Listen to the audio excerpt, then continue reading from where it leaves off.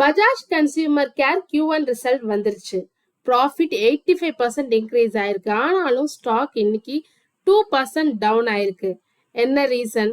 அவங்களோட revenue 25% increase ஆயிருக்கு. 341.6 crore கொடுத்திருக்காங்க.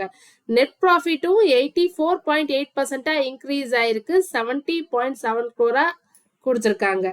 எபிடா 41 crore இருந்து 83.4 crore இன்க்ரீஸ் ஆயிருக்கு. எபிடா மார்ஜின் 15% இருந்து 24.4% இன்க்ரீஸ் ஆயிருக்கு.